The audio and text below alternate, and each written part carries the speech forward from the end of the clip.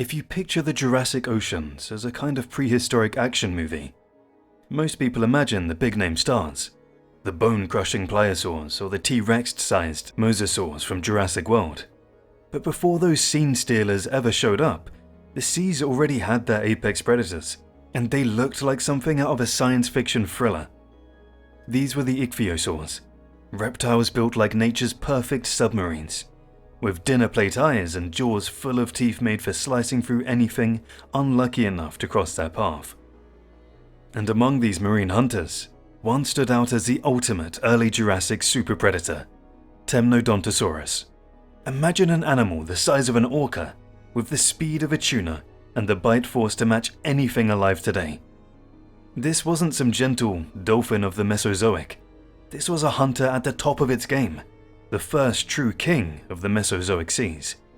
Yet despite this, Ichthyosaurs rarely get the credit they deserve. Pop culture has painted them as background extras in the great drama of the Mesozoic, graceful, harmless fish eaters destined to end up as pliosaur snacks. Walking with Dinosaurs famously showed an Ophthalmosaurus becoming lunch for a giant Liopleurodon. In Jurassic World and Prehistoric Planet, the spotlight has shifted almost entirely to the mighty mosasaurs, leaving Ichthyosaurs in the shadows.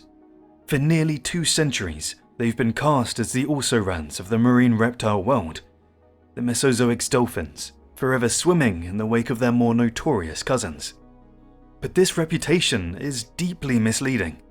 Ichthyosaurs were the first great reptilian rulers of the sea, taking over the oceans millions of years before pliosaurs or even mosasaurs even evolved.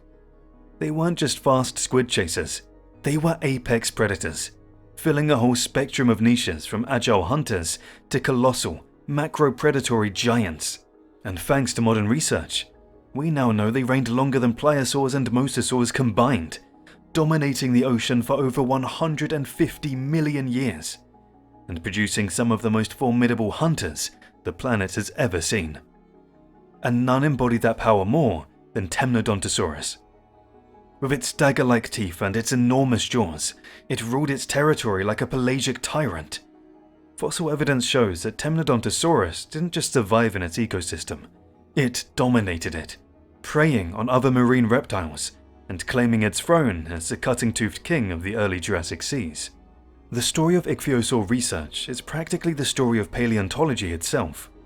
Ichthyosaurus was scientifically described as early as 1818, and the entire clade was formally named in 1835, just a decade after the very first dinosaurs, Megalosaurus, were recognized. Yet for most of the last 2 centuries, our picture of Ichthyosaurs has been strangely incomplete.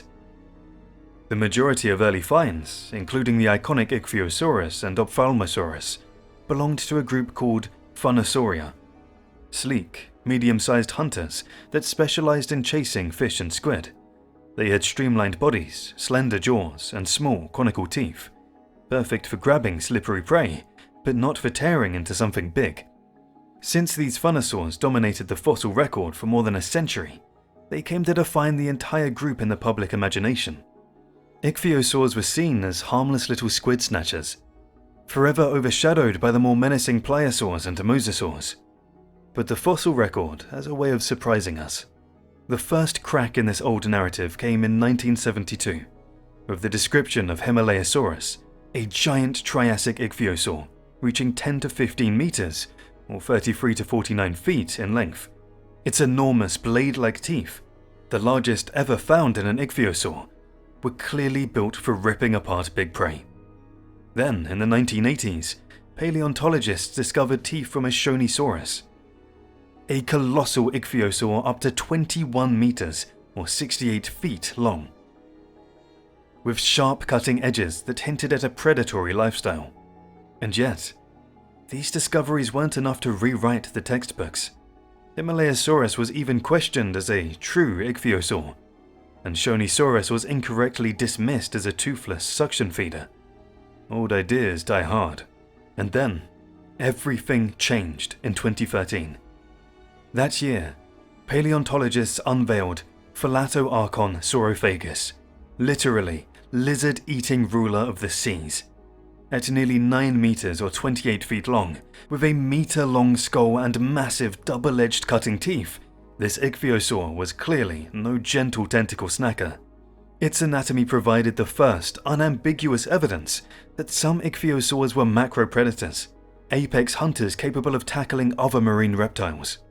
After that, paleontologists began to re-examine old specimens and recognize that many Ichthyosaurs, once thought to be harmless fish-eaters, were in fact raptorial giants.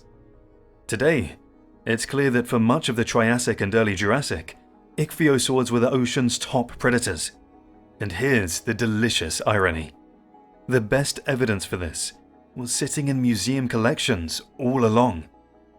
One of the very first Ichthyosaurs ever discovered, way back in 1810, was Temnodontosaurus. For over a century, its fearsome nature was largely overlooked. But with modern science re-evaluating Ichthyosaurs as apex predators, Temnodontosaurus has been restored to its rightful place. One of the most impressive hunters of the early Jurassic, and perhaps the single best representative of what a raptorial Ichthyosaur truly was. When you talk about a macropredator, you have to start with size, and Temnodontosaurus certainly delivered. Hunting other marine reptiles takes muscle, and this Ichthyosaur had plenty. Even the smaller members of its kind, like typical Temnodontosaurus platyodon individuals, stretched over 6.5 meters or 21 feet long, and weighed as much as 2 tons. Most were far bigger. Many adults reached 8 to 9 meters or 26 to 30 feet, and tipped the scales at nearly 5 tons.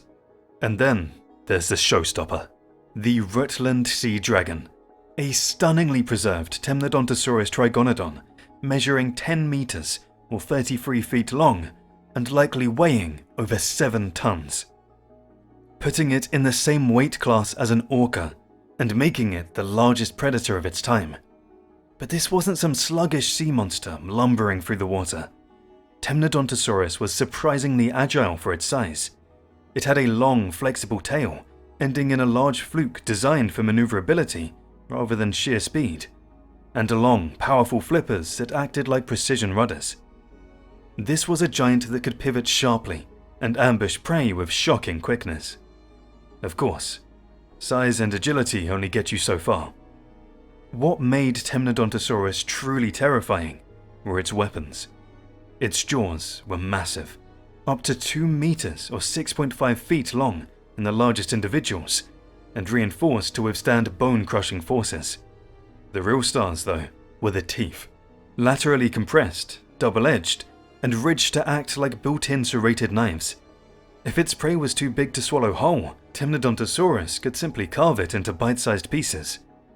And as if all of that wasn't enough, it came equipped with some extraordinary bonus features. Its eyes were the largest ever seen in any vertebra, bigger than those of a blue whale, and perfectly adapted for spotting prey in the gloom of the early Jurassic seas. Even more astonishing, its flippers were recently found to have serrated trailing edges, supported by cartilaginous structures called chondroderms. These likely reduced water turbulence, making the animal eerily quiet as it swam, the marine equivalent of an owl's silent wings. Put all of this together, and you get an image of Temnodontosaurus as less of a fast-chasing predator and more of a living submarine, huge, silent, and deadly. A hunt likely began from the shadows. With its enormous, light-sensitive eyes, Temnodontosaurus could detect prey even in the murky depths. It probably used the haze of the water column as cover, lying deeper in the water to mask its approach. The serrated edges of its flippers, designed to reduce turbulence, would have made it glide forward almost silently, while the darkness of its bathypelagic hunting grounds kept it cloaked until it was ready to strike. When the distance was closed, the assault was sudden and decisive. Launching from below or striking from the sides, this giant Ichthyosaur used its agility to position its elongated jaws for a lethal bite. Fossil evidence tells the story. Skulls of its victims still bear its tooth marks, hinting at a headhunting strategy designed to crush the brain case and kill quickly. Its reinforced jaws and powerful bite made such precision strikes brutally effective. Once the victim was dead, or at least mortally wounded, the real feast began. Smaller prey, under 2 meters long, could be swallowed whole thanks to its long, narrow jaws and wide gape, but larger prey called for a different approach. Here, Temnodontosaurus's blade-like, pseudo-serrated teeth came into play. It would clamp down, then twist, shake or wrench its prey apart in a grisly display of grip and sheer feeding, bones and all, before devouring the butchered remains. This brutal efficiency is what set Temnodontosaurus apart as a genuine apex predator. Few animals of its time could hope to match its killing power, and none could challenge its dominion over the early Jurassic seas. Were the early paleontologists of the 19th and 20th centuries able to witness such a spectacle, they would never have dismissed ichthyosaurs as mere squid eaters. Of course, one might ask, how do we really know that Temnodontosaurus was a macropredator?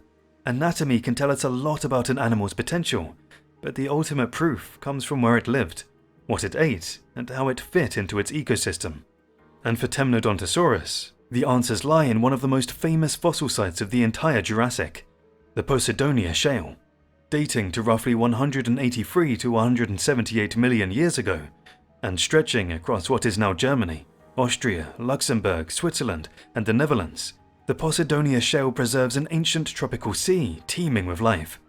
Schools of fish, sharks, pterosaurs skimming the surface, and cephalopods swirling in the depths. The waters were also packed with marine reptiles, Thalattosuchians, pliosaurs, and at least 11 Ichthyosaur species. But this site is most famous for Temnodontosaurus itself. While fossils of the genus are known from elsewhere, nowhere is it preserved in such detail, and nowhere do we get such a clear picture of its predatory habits. The smoking gun comes in the form of fossilized stomach contents and regurgitated meals, preserved thanks to this shell's status as a lagerstätte. These time capsule fossils allow us to see exactly what Temnodontosaurus was eating in the early Jurassic seas. And what they reveal is striking. Alongside countless squid hooklets, unsurprising for an animal adapted to low-light hunting, even modern apex predators like orcas eat squid when plentiful. Researchers have found the remains of other ichthyosaurs inside Temnodontosaurus specimens. Recently described by Serafini, these remains include multiple Stenoteregius individuals, at least 4 newborns, a subadult around 1.7 meters long, and a fully grown adult around 2 meters long. The neonates and juvenile were swallowed whole. No problem for an animal with a skull over a meter long. The adult, however, tells a different story. Its skeleton shows clear evidence of breakage and dismemberment, the bones shattered and torn apart, a gruesome testament to Temnodontosaurus's ability to hack its prey into pieces before eating. Findings like these leave little doubt. Temnodontosaurus was no timid squid snatcher. It was a true apex predator with a taste for big game, and its environment offered few animals capable of challenging its reign. In fact, Temnodontosaurus seems to have ruled its ecosystem uncontested. Later Mesozoic seas would see fierce competition among apex predators, but in this shale, the largest species, particularly Temnodontosaurus trigonodon, stood alone at the top. Rivals were scarce. The large ichthyosaurs, Urinosaurus and Suavo-Leviathan, were formidable, but smaller and less powerfully armed. Plesiosaurs topped out at around 4 meters, and the local Thalattosuchians were neither large enough nor equipped to take on an adult Temnodontosaurus. In fact, the only real threat to this monster seems to have been other Temnodontosaurus trigonodon. Several specimens bear partially healed injuries, tooth marks, gouges and fractures that point to violent intraspecific combat. This also explains why the bromelites and stomach contents from the site can be confidently attributed to Temnodontosaurus. No other predator in the ecosystem was big enough, strong enough, or well armed enough to leave behind such carnage. Like all ichthyosaurs, Temnodontosaurus was viviparous, meaning it gave live birth. This is one of the most remarkable aspects of ichthyosaur biology, as it represents a major evolutionary break from their terrestrial ancestors. Rather than laying eggs on land, as most reptiles do, ichthyosaurs carried their developing young within their bodies, giving birth at sea, much like modern dolphins or whales. Fossilized ichthyosaurs preserve pregnant females with embryos in various stages of development, even some frozen mid-birth, giving us a rare glimpse into their reproductive strategy. Given its size, adults reaching 8 to 10 meters, roughly 26 to 33 feet long, a gravid Temnodontosaurus would have been an imposing sight. Its young were likely born tail first, just like modern whales, to prevent drowning during delivery. Neonates may have been around a meter in length, already well equipped with flippers and a tail fluke. Able to swim almost immediately after birth, this precocial start would have been essential in an environment full of potential predators, from other ichthyosaurs to marine crocodilians. But reproduction is only part of the picture. The question naturally arises, did Temnodontosaurus invest in parental care, or were newborns left to fend for themselves from day one? While no direct evidence of parental care has been found, comparisons with modern marine macropredators, such as orcas, offer tantalizing clues. These animals often form loose social structures, providing protection and teaching hunting skills to the young. Some paleontologists have speculated that ichthyosaurs, especially the large raptorial forms, may have engaged in similar behavior. This idea gains some circumstantial support from ichthyosaur bone beds, where multiple individuals of different ages are preserved together. Although some of these assemblages could be the result of chance mass mortality events, they at least raise the possibility that ichthyosaurs traveled in groups. For a predator like Temnodontosaurus, cooperative hunting could have been advantageous, allowing them to corral schools of fish or harass larger prey, much as orcas do today. Even if true social coordination was absent, simply living in loose aggregations could have provided safety in numbers, particularly for juveniles. Another point to consider is sexual dimorphism, differences between males and females. While direct evidence is limited, some researchers have suggested that variations in skull proportions and tooth wear might hint at different roles within the population, potentially linked to sex or age. If Temnodontosaurus engaged in intraspecific combat, as the bite marks on some specimens seem to indicate, these may have been disputes over mates or territory, paralleling the rutting battles of modern marine mammals. What all of this paints is a picture of Temnodontosaurus not merely as a solitary ambush predator, but as a complex animal with a life cycle that demanded strategy, investment, and perhaps even cooperation. It was not enough for a single Temnodontosaurus to hunt successfully. The lineage had to produce viable young, protect them, and teach them to survive in seas where danger could come from any direction. Though much remains speculative, considering the social and reproductive life of Temnodontosaurus elevates our understanding of it from a simple killing machine to a fully fleshed out apex predator, one that lived, fought, reproduced, and perhaps even thrived together in the warm, shallow seas of the early Jurassic. With such dominance, it's no surprise that Temnodontosaurus thrived as one of the ocean's top carnivores for millions of years. Over its roughly 25 million year reign, it diversified into several species along the globe. Some, like Temnodontosaurus trigonodon, Temnodontosaurus platyodon, and the debated Temnodontosaurus eurycephalus, grew into massive macropredators, true rulers of their ecosystems.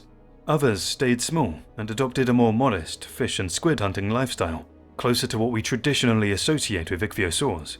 But even rulers can fall. Temnodontosaurs met its match not in another predator, but in a far less forgiving adversary: climate change. Around 183 million years ago, massive volcanic eruptions triggered the Toarcian Oceanic Anoxic event, releasing vast amounts of greenhouse gases, disrupting the carbon cycle, and driving severe oxygen depletion in the oceans. The resulting collapse of marine food webs hit top predators hardest, and for all its power and adaptability, Temnodontosaurus could not escape the cascade. Soon after the event, it vanished from the fossil record, along with many of the other apex predators of its day. The Toarcian Oceanic Anoxic event marked a turning point for ichthyosaurs as a whole. Though the group survived, post-TOAE seas were dominated by smaller prey specialists, especially among the ophthalmosaurids. Apex roles gradually shifted to other marine reptiles, most notably the giant pliosaurid plesiosaurs of the clade Thalassophonia, which rose to become the new sovereigns of the Mesozoic oceans. It would be easy to declare this the end of the Raptorial ichthyosaurs, their final chapter written, their place usurped by superior pliosaurs. But that's not quite the full story. During the early Cretaceous, a surprising evolutionary comeback occurred. A branch of ophthalmosaurids, The platypterygenes reinvented themselves as macropredators. With powerful skulls, wide gapes, and cutting dentition, genera like Platypterygeus and Kaihaitaisuka carried the torch of the raptorial Ichthyosaurs into the Cretaceous. Though they never regained the dominance of Temnodontosaurus and its kin, they remained formidable hunters, defying the timid squid-eater stereotype right up until the group's final extinction in the late Cretaceous. And there's a bigger lesson here. The story of Temnodontosaurus reminds us how easily paleontology can underestimate ancient predators. For nearly 2 centuries, Ichthyosaurs were dismissed as second-rate hunters, their true power hidden in plain sight. Only when researchers of the 21st century revisited the evidence with fresh eyes did these animals finally take their rightful place as some of the most capable predators of their time. This is not just a story about Ichthyosaurs. Time and again, science has underplayed the capabilities of other fossil predators. From dromaeosaurids, too often portrayed as chasing small prey, despite evidence of them tackling animals of their own size, to the giant phorusracid terrorbirds, whose role as apex predators has long been downplayed. If the Ichthyosaurs teach us anything, it's that we shouldn't be too quick to assume a clad's ecological role based solely on tradition or analogy. Instead, we must look at the data on its own terms. Temnodontosaurus was once dismissed as little more than a curiosity, a relic of paleontology's earliest days. Now we recognize it for what it truly was, the undisputed tyrant of the early Jurassic seas. And if these rulers of the oceans can be vindicated after nearly 200 years of misunderstanding, who knows which other forgotten predators might still be waiting for their own redemption.